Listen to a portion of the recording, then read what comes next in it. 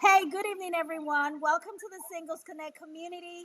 Tonight, my co-host and I, we're here by ourselves. Our third leg is unavoidably absent, but we are going to give you a great show. We are so excited that you are here with us. If you're brand new to our community, we're so excited to have you. Welcome, welcome, welcome. But we do not want you to remain a stranger for long because we want you to be part of our ecosystem. So do well to subscribe. Turn your notifications on because we bring you amazing episodes every single week. And of course, we want you to join the conversation in the comment section. Let us know what your thoughts are on this episode today, which is talking about love languages. But before we dive deep, we want to give you a moment to do the needful. Go on there right now and subscribe while we get started to give you a great show. All right, Miss Stacy, welcome to another beautiful week. I hope you've had a lovely week so far. Tonight we're talking about love languages, and I know that this topic has been flogged and beaten upside down the head. In many cases, it's been misunderstood, and in some cases, it's been abused. So tonight we want to provide a very objective perspective. So, what are your thoughts on love languages? How has it served you, or how does it serve you in your own relationship, your life, and the interactions that you have? So let's jump right in. Love languages. Let's talk about it. Thank you, Dr. OJ. All right, welcome back, guys, to another beautiful show here with the Singles Connect community. My take is, and I do agree with Dr. OJ, that certain sometimes in the culture or social media, what is trendy can be abused and it can be overused in our leprechaun. So I do agree with that.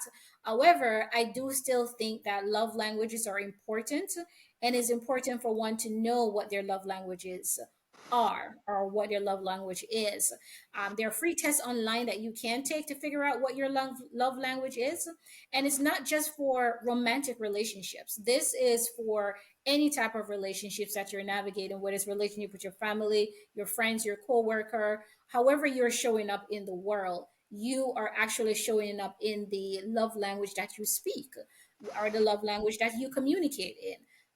So if you don't know what it is, then what will tend to happen is you do not know how to effectively communicate to other individuals how you like to be loved or how you like to be treated, how you like someone to speak to you, how you give love too. So sometimes you can be misunderstood because you have not communicated effectively as to how you communicate love, compassion, and affection to other people, or how you like to receive it. And that's why it's important for you to know what your love language is or how you want to be treated if you want to give it another language. If you guys do also feel like it's overused, but that's my main thing why I think it is important. And the other point that I would like to bring to the forefront is your love language too, or how you want to be treated, changes as you evolve, as you grow, or as you go through different stages and seasons in your life. Who you are in your 20s, who you are in your 30s or your 40s is also can be different people. Whether you're gone through parenting, becoming empty nester, newly married, divorcee, you then reshape, rethink, and you're now a brand new person. So it changes too. So they encourage you to do the test like a few times in your life as you go through the different stages so you can see where you are at. And that's why I think it's important, even if the culture may have overused it and abused it, and it has just become like a cliche type of thing. It's still important. It's so funny that you say that because even in the world where we feel like it's been overused and abused, I can Hmm. tell you that there's still a lot of people that will tell you, what is that? When you say, do you know what your love language is? Like some men, well, I'm not coming for the men today, but they'll be like, what is that? As recent as last year, I had someone tell me that. And this is someone who is married, but obviously having issues in his marriage. And I'm like, have Hmm. you ever taken the love language test? Because sometimes misunderstanding how your partner wants to be catered to or the ways where you can best serve your partner, you don't even have that understanding. And it comes back to, Akan the King is always talking about self awareness. it's all, it still comes back to that spot of being very self-aware, because for me, my love language, I know what it is. And even as soon as I've become aware of that over the years, in any interaction that I'm in, I'm very, very unapologetic and very confident in stating, look, this is what I like. I'm a gift person. That's my love language. And I like acts of service. I like you to take the initiative to do things for me without me asking. That's really how you get to the heart of my emotions connecting with me, because that will get my attention. Mhm. So for me, if I let you know that about myself, because I know who I am, and if you're coming at me differently, then I'm like, okay, okay. And I'm just like crickets, just waiting, because then it's like nothing you do is gonna make sense to me. Do you understand? It's like for me, physical touch is not my thing. Don't come at me. I want it to touch all over me. No, don't. I mean, we will get to that point, but it's not my main thing. So if you're a guy that you're all about the physical, and you look at this and say, oh, she's so attractive, and the only thing you're coming for is the physical, oh my God, it's such a huge turn off for me. It's a huge, huge turn off. Like, yeah, tell me the compliments. Okay, yeah, I know. But there are other things that you can do. But like, interesting. I want to hear more. So I think it can, even though it's overplayed, or I don't know, but I think it's Mhm. very important to know. It's just like as an educator, everybody learns differently. Some people are visual learners, auditory, kinesthetic, and things like that. If you're wanting people to maximize their potential in learning, you have to cater to them the way that they're able to learn and be most successful. Same thing in relationships. So yeah, I absolutely love it. So would you say that for us doing the work as part of building a healthy relationship, how does learning about your partner's love language, or even your friends and your family members, how does that really help to foster that wholesome um, relationship or community building? Well, as I said, it's what it does is that it helps you to better understand the person that you are dealing with, the person that you're navigating life with every day. The Bible says, "In all you're getting, get an understanding." It all so if you have no understanding of who you are and also the people that you're dealing with, then it's just breed animosity, it breeds tension, it brings frustration, because what you're doing is you can be giving your all to someone, but because you are giving it in the wrong language, they don't know how to receive it. And also you can be someone can be given to you and you don't seem like you're appreciative of it, and the person is frustrated with you, which breeds contentment. There's constant arguments because it's not being communicated correctly. You and so that's why it is important, so that way everybody can give each other grace. Everybody then can navigate a space where there's forgiveness, where there's open communication, and also, as I said, room for grace, because now you understand, oh, this is the way this person operates, because this is the way that this person received love. This person likes physical touch, so I can be all touchy feely around this person. This person feels like I'm affected, that I'm actually interested, or I like this person, or I love you, or I care about you, versus buying gifts. Somebody may be a turnoff for some people, because that may be a trigger, because they may feel like, oh, you're trying to buy my affection when I don't Mm-hmm. need anything from you. What I need is your presence. What I need is because clinically there are five, and I'll give you guys the five. So you have words of affirmation, Mm-hmm. quality time, physical touch, act of service, and receiving gifts. So let's say, for example, somebody that likes quality time, but what the way you're showing up is with gifts. It may be a turn off for that person. That Yes. person may be very frustrated. That person may be very standoffish, because now this person is feel like you're trying to buy their love. You're trying to buy their affection when all they require is just your presence. Just that for them speaks volume. Time with them, actually talking, having conversation.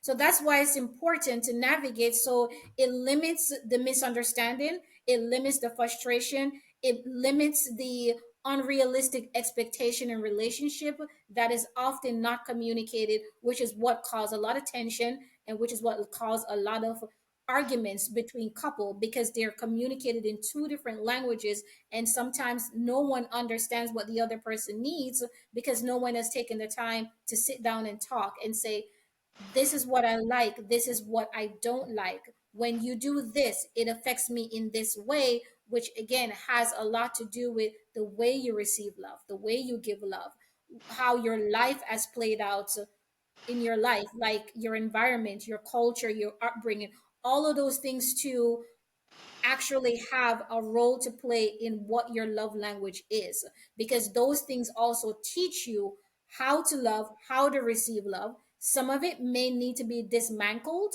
and rebuild depending on if there is maybe some toxicity there, some trauma there, all of that stuff. But that's why the conversation needs to be had between, whether it's family, friends, because we see the frustration too that happens in family, during family dynamics or even romantic relationships.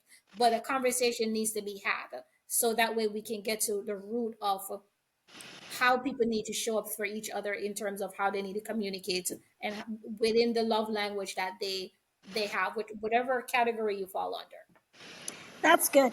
I love it. Thank you so much. So I think it would be nice for us to break down the different love languages so people can understand what, kind of what it is, what it means, and how they can actually identify it in their relationships. So let's get started. So the first one I would say I want you to talk about is words of affirmation. So if Okay. someone has a partner whose love language is words of affirmation, what are some creative ways that they can express love by interacting with that person? So words of affirmation is, for example, let's say you fix your kid lunch. You're a mom, and let's say your oldest, which is what, 19 or 18 now, Philip.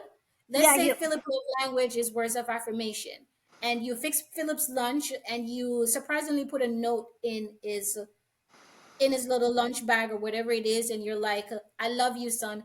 Have a great day. You got this. That will eventually catapult his confidence, his self worth. It will build him. He will probably have the most amazing day. And even if his day is not going perfect, he will remember, my mom cared about me. My mom actually spoke life into me today. This resonated with me because that's his love language. But if he was a person that likes physical touch and you left him a note, he may throw the note away. It may not resonate with him because what he needed before he left the house was for mom to give him a hug and a kiss and say, have a great day. I love you. So Yeah, these are the practical steps that we're talking about. exactly. Or let's say his love language, act of service. He may not care about the note. He may not want the hug or the kiss and say, "I love you. Have a great day. You got this, son." What he probably wants is just mom to fix his lunch, and he knows that she cares. Or she may say, "Hey, do you need help picking out your what you're going to wear today?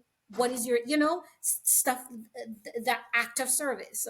Hmm. That's for him. Like, mom cares. She Hmm. actually wants to help me pick out what I'm wearing today. She wants to, help me with my assignment or trying to figure out what my schedule is. And then we go down to gifts. If he, maybe his love language is gifts. If you brought him something new that you've been, listening to him talk, and he's talking to his friends or he's talking to his little brother or something, and he was like, I would really want this or something like that. And you just randomly, for no reason, whether maybe it's a birthday coming up, or maybe it's even not a birthday if you can afford to do it in between birthdays or Christmas or whatnot. But the fact that you thought about his needs, it's a gift that came with a genuine from somewhere. It's not just giving a gift just to give a gift. It's a gift that is meaningful. It's a gift that he will actually be excited about. So those are like the practical step for anyone who don't understand what the five love language is, or for example, is what I can think of roughly at the top of my head. So Those hopefully are that helps. Okay. those are really great practical examples. And he boasts to say that I'm definitely getting my three sons together. Sit down, family building activity this weekend. We are all taking the love language test again. And it's At least I'm free. It's taking it. free, guys. I think Yeah. it's really good for us to take it with our kids because it's something I Mm-hmm. haven't done with my children, full disclosure. But as I Yeah. heard you use them as an example. I'm like, oh, hold up, wait a minute. Let me do it with the boys, because, just automatically as a mom, you kind of know your children. But then as Mm-hmm. they're growing older and they're getting into their own selves and they're forming their personalities, we have to be even more intentional Yeah. about getting to know them. So this is a great idea to even bond with them and get to know them a bit more. So yeah, we're definitely going to do that. I love it. So would you say, okay, so for example, if you get in a relationship, you meet a new guy, how long into the relationship would you wait to kind of not have the conversation, but suggest that you and your partner take the love language test together, so that way, if it's something that you're both not, I mean, you know what your love language is. But what if you met someone who was not really into that space? They're not really into this self-development, self-awareness situation that we are very much into, and you're like, hey, what's your love language? And they don't know. How long do you think you want to wait till you actually get them to coming into that learning space where you get to take the test together? For me personally, those are core things for me. So we're having these conversations up on initial getting to know each other, because I am trying to decipher if we are compatible and if we align. So for me, it's some women needs 6 months to a year to figure out if somebody is their person or the person is right for them. I personally don't think it should take that long. And I personally don't think it requires that amount of time. You can know, to me, if you are having the right type of conversation, if you are asking the right type of questions within even maybe 2, 3 months, if this person is actually your person, if you can see yourself building a life with this person. So for me, these are the core conversations that we're having from day one of conversation. I want to know about your childhood. What was your childhood like? How has that impact you? How has it made you who you are today? What are the traumatic things that has happened in your life, and how has it shaped you? How has it caused you to show up for the world? What are your love languages? What is your expectation? Who do you want to see yourself? Who do you want to become? Where do you want to see yourself in 5, 10 years? What are your expectation of a woman and of a wife? Because to me, those are two different roles. What are your expectation of yourself as a husband or as a man? So for me, I don't mean to ramble, but it's the first initial getting to know each other. We're having core conversation. We can figure out what color we like later on and what favorite food we like. Those things can come later. What I'm trying to figure out is if we're on the same page mentally, emotionally, and spiritually. What are your fundamental beliefs when it comes to Christianity, God? Because this not religion for me, it is Christianity. Are you a follower of Christ? What does your spiritual life look like? What does your relationship, if you have kids, look like? Those are the core conversation, because I'm trying to get to the heart of whether or not we aligned. No, no, no. That's a really good way to go about it. Some people will say, oh, the way some guys just want to be like, oh, let's ease into it. Let's not have the serious conversations. I'm like, if you're the right person with the right mindset, you want to get the serious stuff out of the way. Well, not out of the way. You want to get right into it. So that way, you know that you and this person, you are on a mission. That's, last week we talked about submission and mission, knowing that your mission is aligned. Because if a person comes in with this, oh, let's just easy flow and see how it goes. Let's not talk about those things yet. Let's have some fun, get to know each other, be friends. While I'm being friends with you, I can actually have some serious conversations with you. Because while I'm forming a conversation with you, and we're talking about everyday things, like, for example, I was talking to a guy and he was talking about his work and his past life, his divorce, and some things. And I was like, I really listened, and I let him. I mean, he obviously needed to vent and Mhm. really talk about these things, but he was still talking about it from a place of active hurt. And I'm like, I, I think you really need to go to therapy. Mhm. I, I really didn't know what else to say. I'm like, have you thought about going to therapy to talk about some of these issues? Because you're Mhm. obviously still very. He's like, no, I'm fine. I'm okay. I'm good. I'm like, yeah, but it sounds like this stuff still bothers you a lot. And Mm-hmm. stuff like that.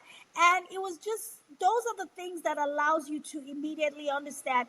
And someone who is not able to handle that and take it, with an open mind to say, oh, you know what, let me, I don't know, especially men, they get defensive in those spaces. So it's very tricky to find the balance of those ones who have done the work. So I think that's a really good thing to talk about.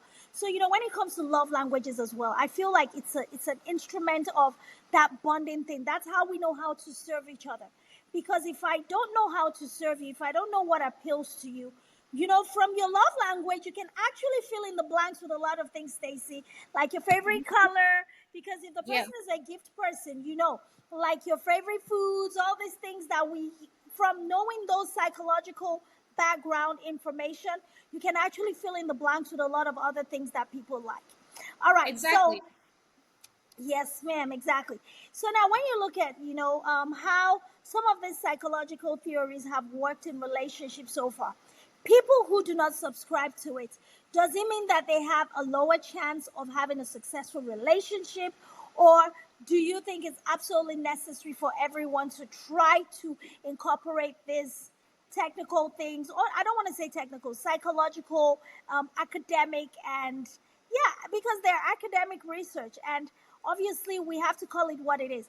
But people who do not subscribe to that and they just want to kind of go wing it like the traditional way, they might say, of meeting and just getting to know each other, do you think they have a higher or lower rate of success if they're not in line with all of these things that we're talking about?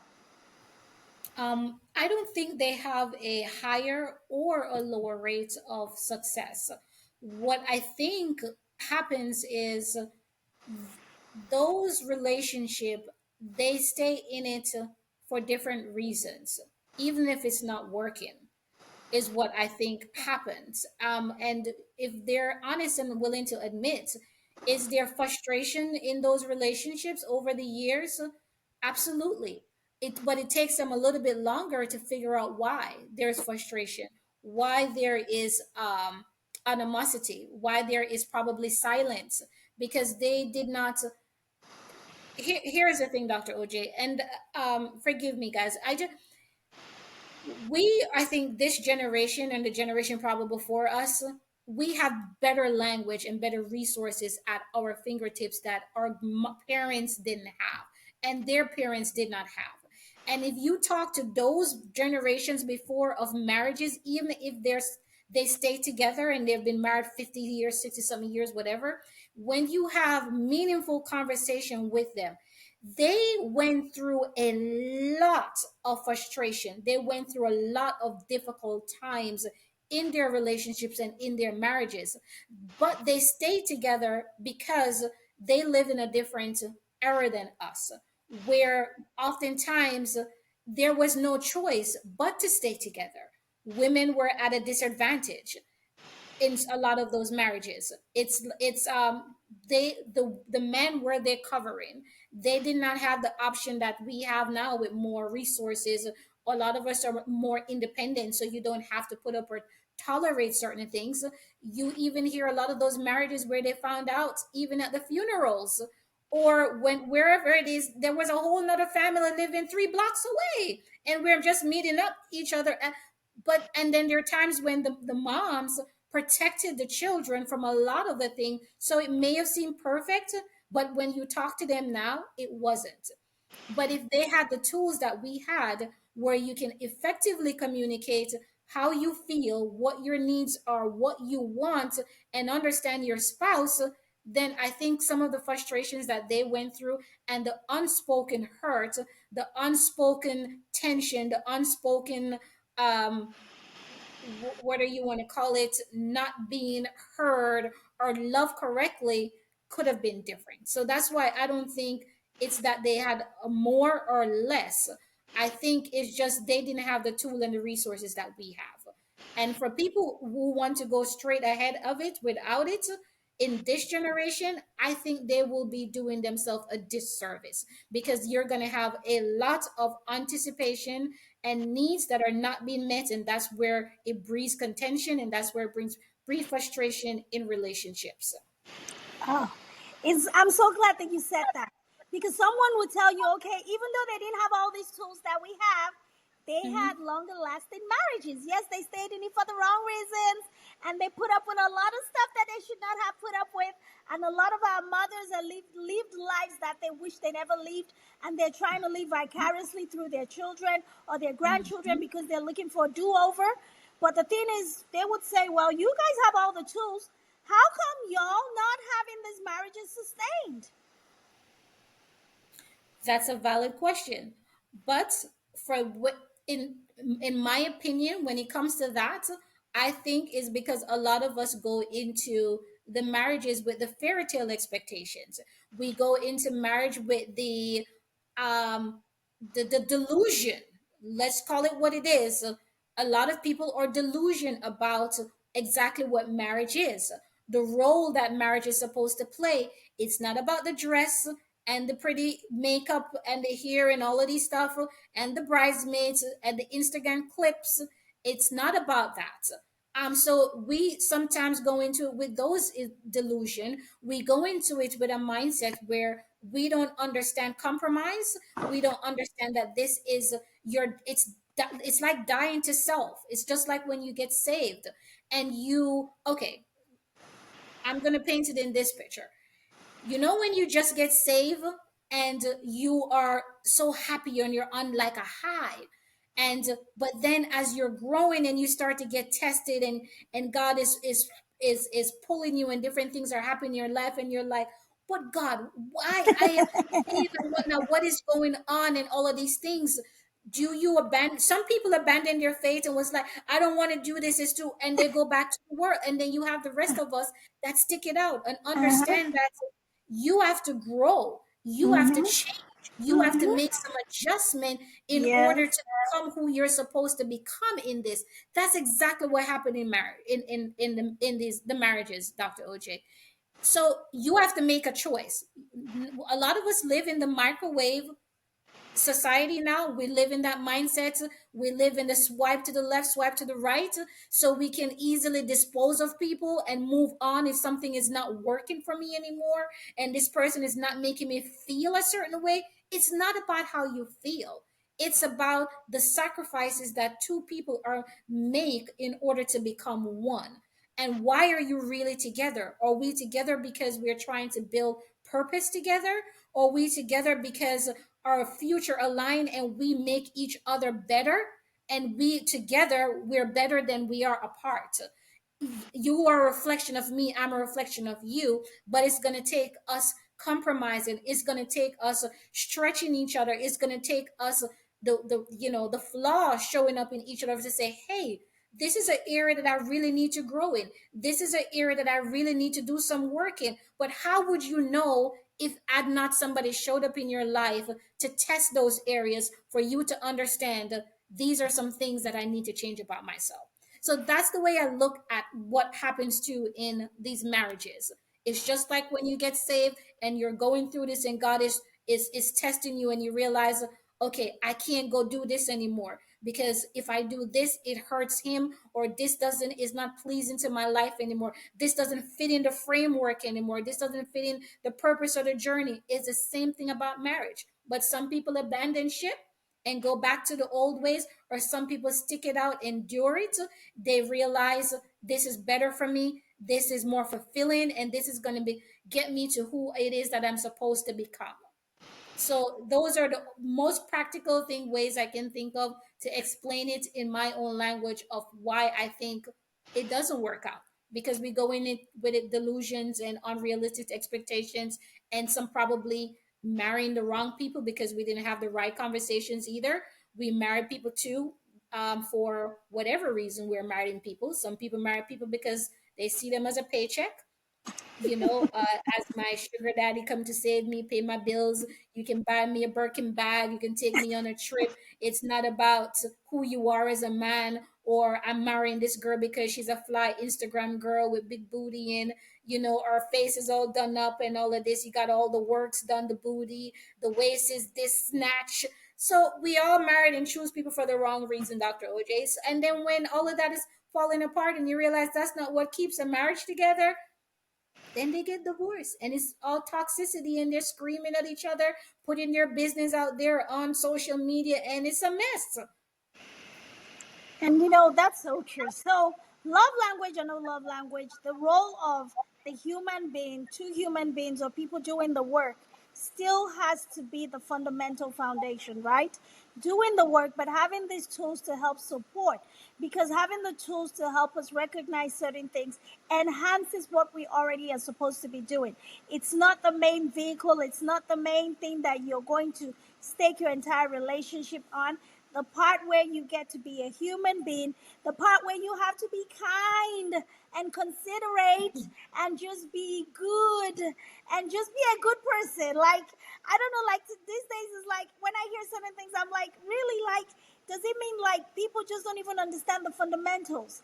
Just be considerate of other people. Like, I saw, this is so funny though, but it's so scary how real it is in the world we live in today, just to kind of support what Akan was talking about. And this lady was talking to, was the opening scene of a movie that I was watching. And she was talking to her boyfriend and she said, "Oh, you're too good. Like, there's nothing interesting about you. Like, when my friends and I are talking and they're telling me about their boyfriends, that he's, like we have several slangs in Nigeria. He said, you're a bad demon. This one is cheating. This one is doing this. I have nothing to talk about you. Like, you're so good. What is wrong with you? Why are you so good? Like, what's your problem?" And the guy is like, "You need me to treat you badly so you can think that this relationship is working for you?" And I was literally watching and I'm like, what? Is this really a thing? Ironically, it's actually a thing. Like, there are Mhm. people that are so dysfunctional, so traumatized and broken that it is a thing that they see something so good that it's unbelievable. So now we live in a world where good looks bad. Like, when you're good, is like, there's something wrong with you. You're not normal. When your body is like, "Oh yeah, okay, now this makes sense. We're comfortable with this darkness all around us." So yeah, the love language thing, I think it's a way that even understanding how God created us and identifying our unique traits, because we're not Mhm. all the same. So it's not really about, I feel like we need to talk about the fact that it's not just about the love language and the superficial meaning of gifts and touch and affection and time and all those things. It's really allowing us to understand that we are very different, but we can coexist together by having basic understanding of each other, having empathy, understanding that empathy allows us to put ourselves in other people's shoes. So we have emotional intelligence, we're aware of who we are. And if you're aware of who you are and you're also aware of who your partner is, you have a higher rate of success in reducing friction, in reducing arguments, fights, and these types of things, because you always know exactly how this person is able to be talked to, met, helped, or whatever it is that people like to do in relationships. So it's good to understand that this helps us to learn about the diversity within each other and embrace it wholeheartedly. So yeah, it's a really good topic, Stacy. For me, with love languages, I absolutely love it because my love language is gift giving. If you want to know anybody, and of course, acts of service. So, Stacy, what are your top two love languages? Because they say when you take that test, you have your main one, then you have your secondary one, and then the other two are kind of like intermediate or whatever. But what are your top two love languages? Mine is the way. Are we talking about the way I give love or the way I No, receive no, no. love? The way you receive love, your own Okay. personal love language. Yes. So the way I receive love is quality time. That's my top love language is quality time, and also words of affirmation. Now the way I give love is act of service. Yeah, that's true. Yes, you're very, very sacrificial. I can confirm that. Definitely, definitely. So that's the way I communicate the way I love. Oh, So yeah, it that's may true. not be verbal for me, because some people is words of affirmation. They give love by giving, but for me, if you will know that I care about you, the way I treat you. That's the way you're going to know. Oftentimes it's not by the things that I say, because I can be very blunt, and I can be very spoken. So sometimes it may comes out harsh, even when I mean you well, and it's because I want to see you, you do well, and I want to see you do better. So sometimes people may not know how to receive it, but I promise you, if I'm not saying anything, and if I'm not doing, I don't care about you. I tell people all the time. So if there's neither one of those two things going on, you're just a fly on the wall. Okay. So if you say that, if you're not saying anything and you're dealing with someone who's very touchy feely, how do you manage that? Because if you're dealing with someone who's actually very emotional, I mean, there's going to be a lot of friction, Stacy. Well, yeah, but see, that's why it's easy. That's why it's good for people to know, Doctor. Because okay, let's say I'm dating someone and I wasn't self-aware and I wasn't a person that, um, care about my emotional intelligence and actually care about effectively communicating who I am to you. And we're in a relationship and I don't do anything for you and I don't say nothing to you. There's no words of affirmation. You don't get no good morning text. You don't get no, you got this. I believe in you. You don't get no scriptures. You don't get nothing. Understand, I don't care about you. It just simply means you're just there. That's true. That's all that means. If I don't offer to help you with whatever project you're working on, whatever is going on in your life, if I'm not actively listening and even anticipating your needs because I heard you say something, and I just don't just automatically step in and start to doing without you even asking, I don't care about you. And it goes and it's the same way I treat my friends. That's what I'm saying. This who I am in Uh-huh. relationship is the same way I am with my friends and my family, because this is the way I communicate what how I love and how I receive love. So the way I show up for my family is the way I show up for my friends. And I often tell people that I meet them and say, "Hey, you're an enabler. Why you do this for your sister? Why you do this for your mom? Why?" And I'm like, "Okay, you know what? You just missed and you don't understand. If I show up for these people like this, can you imagine how I'm going to show up for you if you continue to graduate to each class and to the next level? All you should be concerned about is, hmm, Mm. if she do this for these people, I She wonder got. what she will do for me as Mm. the head of her household and the person that is covering her." I'm just saying, what you need to do is take notes. That's all. That's That, all. oh my God, I love it. What you need to do is take notes, because, and that's what a lot of us don't do. A lot of us women don't take notes. We see everything Yes. staring us in the face. We're talking to these men, and these men are talking to these women. They are showing you their playbook, literally. Every single conversation, they're giving you their playbook. I'm Mhm. inconsiderate. I'm selfish. I'm aggressive. I'm a very, all that they're giving you their playbook with every interaction. And we're not Yep. paying attention, and we're not Yep. taking notes, and we're just letting it slide by. And some people are waiting for that time when they're going to sit down and have these questions and ask, "Oh, what do you like? How do you like this?" No, honey. They're giving you the playbook. Every conversation. I'm talking to this guy and he's telling me at my workplace, they know I'm very assertive. They know that I don't take no nonsense. In my head, I'm like, okay. That means as a boyfriend, as a husband, you're going to be extremely assertive, extremely inconsiderate, and you're going to be very, you're going to impose. You're going to be self-imposing. I don't Hmm. want that. Like for me, I Yeah. was already checking it off in my head. And because at some point, I think at certain levels, when you are trying to get to know people, you should really have your what's it called? Your what, like you said, your ability to screen, like your Yeah. screening tool, and it should Yeah. be like something that you can get done in a short amount of time, and you can position that person to be like, okay, nope, next, you're here, that's it. Because there's Hmm. certain character traits that you're telling me that you do, like you like, oh, she doesn't even know who she was dealing with. Oh, I showed her. I was going to battle. Like, yes, I won. Look Hmm. at that. I'm like, oh my God, you're petty. You're Hmm. you know, that's what I'm getting, but I'm not saying anything. I'm like, oh my God, he is petty. I do not want that kind of petty man. I want someone who Hmm. can let it go. I want someone who can be Yeah. the bigger person. So yeah, you're good on that side. You're good because you already No. showing me your playbook just by everything that you're doing and everything that you're saying. So if a guy is coming to you and say, "Oh, you're doing too much for your family," I'm like, "Oh, that means you're not gonna do enough for me. So I better Mm, be careful with you, because if yeah. you feel like I'm taking too much care, that means you're not a caring person. Because a caring person will be like, oh wow, that's so nice how you take care of your mom. That's so sweet how you take care of your sister. How you can be there for them. Now you know. Oh, we're on the same page.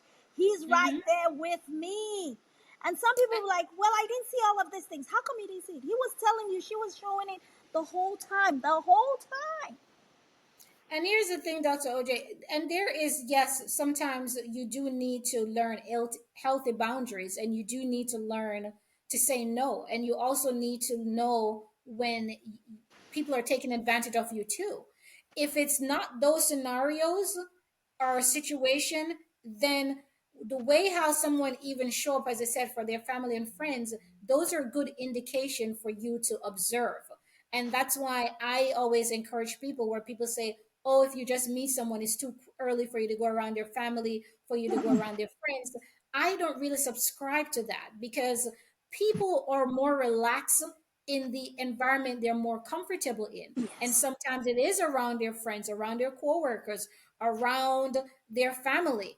And if you're in those spaces, you can actually see and have front seat a front seat of in their into their life of who they are when they're around their families. If it's a family function, is the person jumping around trying to help, like, what you guys need me to do, you know, you guys have everything, can I chip in to help here, can I do this? You can tell, is this a person that's cooperative, is a person that's considerate, is trying to figure out how they can help, you know, how they show up for their friends, how long do they have long-term friendship, who are their mentors. So as I said, if you actually pay attention to the things that people say and they do and their actions, it can tell you a lot about a person. It can tell Yes. you a lot too about, as we talk about the love language, as I said, sometimes that's how people communicate to how they love. You mentioned about the girl that was saying that the person have to treat her badly. That can be a learned behavior. That seems like uh, she is operating out of trauma. Mm-hmm. That can be learned, where she saw that the only way love was ever expressed to her is when people were treating her poorly, or even treat her mom poorly, sisters, whoever it is. She may have grew up in an environment like that where that's how they communicated love, is by treating each other poorly, whether that's calling each other out of their names, Mm-hmm. emotional and verbal abuse, yelling, shouting, and screaming. That's so to her. If somebody shows up in kind and in loving way, she Mm-hmm. doesn't understand that. That's true. That's true. That's true, guys. So, guys, listen. Today we've talked about love languages. We don't know what your love language is, but we do hope you will take some time to discover it, because it's a journey. I mean, it's a part of the process of getting to know yourself and building Mhm. some level of self-awareness. Because when you know yourself, you actually know how to set the expectations when you get into those relationships. Some people, like they say, you fall for anything if you don't stand for something. A lot of people don't know who they are, what are the things, what are their proclivities, what are the things that they're attracted to, and the things that they're supposed to like because of their personality traits or their personality types. Because if you don't even know your personality type, how do you know how to put yourself around the right people that would balance you off? Because like I was saying earlier with this guy with the heavy handedness and all of the, I'm like,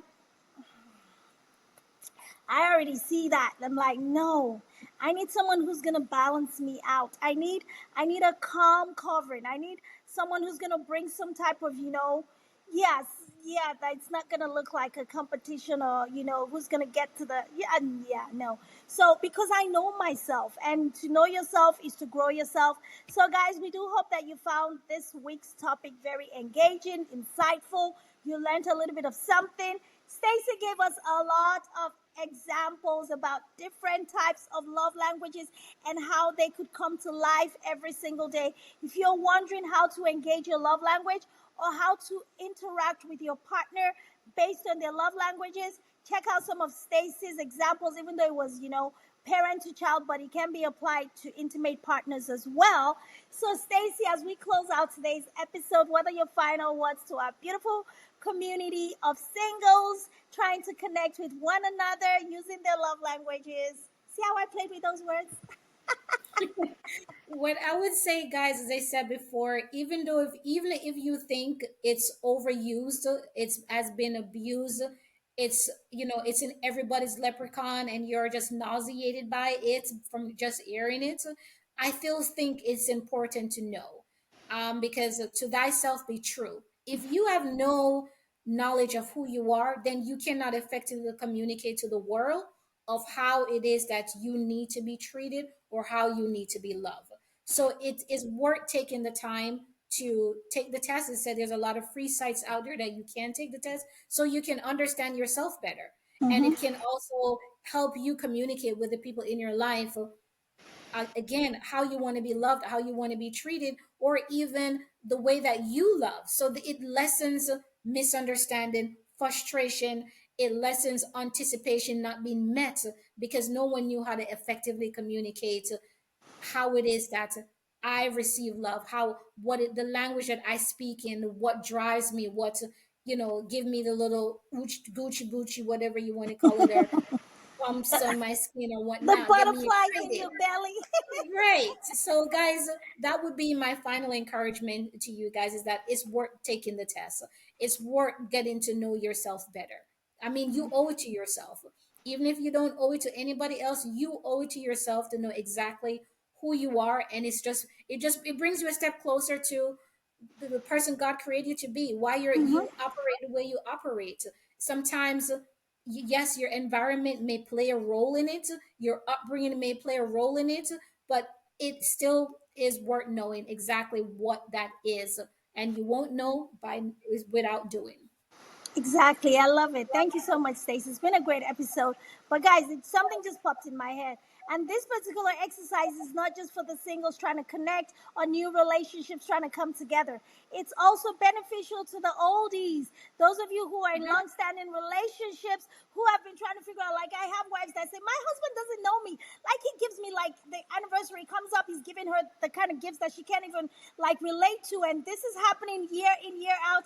And this man is hitting his head against the wall thinking, I'm doing my best. What is wrong with you, woman? Can't you just appreciate me? Guys, listen. Everyone has the opportunity and the privilege to start learning at any stage in time. You are not a tree. You can move. So, guys, if you want to move your relationship forward and you're already knee deep, neck deep, soul tie deep into it, get yourselves into the love language testing, get to know each other, get to rediscover each other. Because, like Stacy said earlier, those things actually evolve with the seasons of our lives. So, what started the relationship out might be really different from what appeals to him or her today. So let's do the work, guys. It's all about the work, and that's what we always want to encourage you to do on the Singles Connect community. And the first work is subscribe. Turn your notifications on. That's a free currency we want you to spend our way, and we'll spend it right back to you. Let us know what your thoughts are on this episode. What is your love language? How are you using that to build positive relationships, not just in intimacy, but in your family, amongst your friends? What are some ideas of topics that you want us to discuss and talk about? And we will be so glad to oblige and to share our wisdom on the Singles Connect community. Until next time, guys, it's been another wonderful week. Have a lovely rest of your week. See you back on the next episode. Bye, guys. Bye, everyone. Good night, everyone.